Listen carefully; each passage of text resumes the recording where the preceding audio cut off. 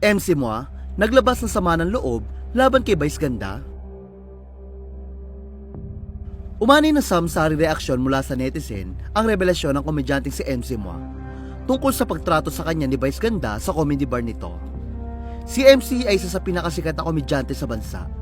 Kilala siya dahil sa kanyang kwela at nakakatuwang personalidad bilang miyembro ng comedy trip na Bex Battalion kasama sina Lassie at Chad Kinis. Ngunit kamakailan lang ay naging usap-usapan si MC matapos umugong ang balitang umalis siya sa It's Showtime at maging sa comedy bar ni Vice. Nagsimula ang issue matapos si call out ni Vice ang mga pangit na ugali ni MC, gaya ng hindi marunong makisama at laging tulog o late tuwing nagbabakasyon sila. Matatanda sa sinabing vlog ni Vice ay tila napahiya si MC, kung saan naiyak pa siya dahil sa pagtalak ni Vice sa kanya. Pagkatapos nga ng issue ay bigla na lamang hindi napanood sa It's Showtime si MC at maging si Lassie. Umugong din ang balitang nag-resign siya sa comedy bar ni Vice. Malakas nga ang hinala ng marami na may kinalaman nito sa pamamahiya umano ni Vice sa kanya. Samantala, mas lalong napatunayan ng netizen na hindi umano maganda ang pagtrato ni Vice kay MC matapos kumalat ang isang video clip ng isang interview ni MC. Sa nasabing clip, isinuwalat ni MC ang pagtrato umano sa kanya sa comedy bar. Ayon pa kay MC, kahit ultimo kaya sa performances sa comedy bar o ito gagawin mo, kailangan ganito ka. Kailangan ito ang gawin mo para marating mo to. Isinuwalat din ni MC na lagi siyang napagsasabihan kapag hindi siya pumapasok. Aniya, tapos dati sinasabi ko, sige gagawin ko yan. Pag kunwari di ka naman pumasok sa comedy bar, bakit di ka pumasok?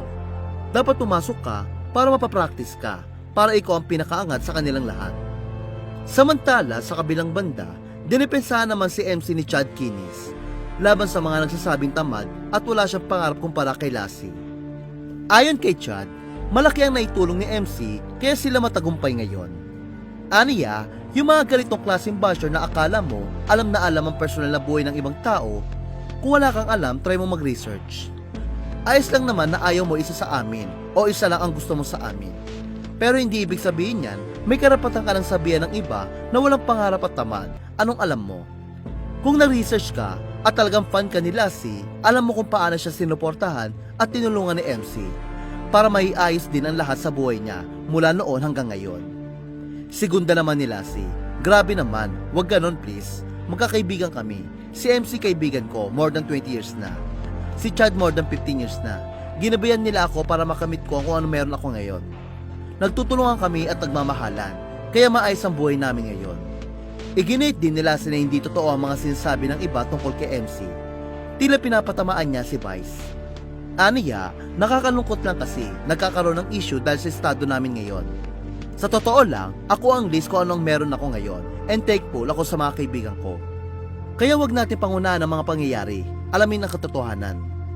Kung alam nyo kung ano ang meron si Chad at MC, please, love lang and maging masaya lang sana tayo. MC Moa, naglabas ng sama ng loob laban kay Vice Ganda. Umani na samsari reaksyon mula sa netizen ang revelasyon ng komedyanteng si MC Moa tungkol sa pagtrato sa kanya ni Vice Ganda sa comedy bar nito. Si MC ay isa sa pinakasikat na komedyante sa bansa. Kilala siya dahil sa kanyang kwela at nakakatuwang personalidad bilang miyembro ng comedy trip na Bex Battalion kasama sina Lassie at Chad Kinis. Ngunit kamakailan lang ay naging usap-usapan si MC matapos umugong ang balitang umalis siya sa It's Showtime at maging sa comedy bar ni Vice. Nagsimula ang issue matapos si call out ni Vice ang mga pangit na ugali ni MC, gaya ng hindi marunong makisama at laging tulog o late tuwing nagbabakasyon sila.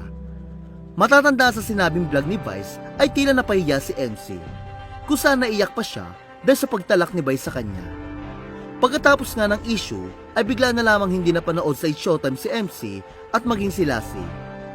Umugong din ang balitang nag-resign siya sa comedy bar ni Vice.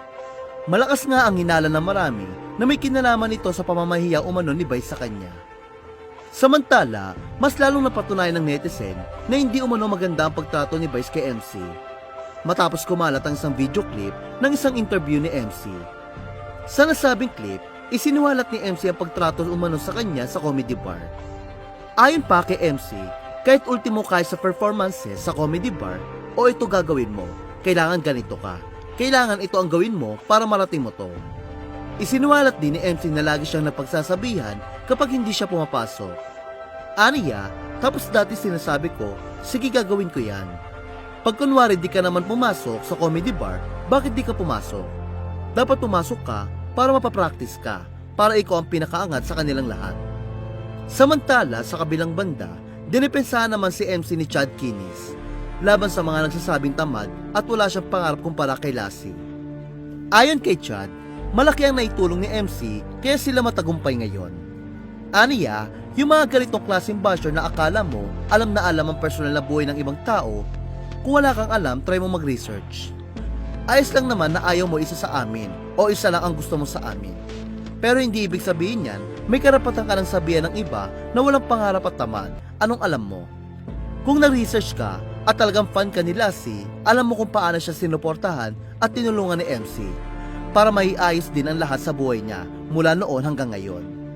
Segunda naman ni Lassie, grabe naman, wag ganon please. Magkakaibigan kami. Si MC kaibigan ko, more than 20 years na. Si Chad more than 15 years na. Ginabayan nila ako para makamit ko kung ano meron ako ngayon. Nagtutulungan kami at nagmamahalan, kaya maayos ang buhay namin ngayon. Iginate din nila na hindi totoo ang mga sinasabi ng iba tungkol kay MC. Tila pinapatamaan niya si Vice. Aniya, nakakalungkot lang kasi nagkakaroon ng issue dahil sa estado namin ngayon. Sa totoo lang, ako ang list kung anong meron ako ngayon and thankful ako sa mga kaibigan ko. Kaya wag natin pangunahan ang mga pangyayari, alamin ang katotohanan. Kung alam nyo kung ano ang meron si Chad at MC, please, love lang and maging masaya lang sana tayo.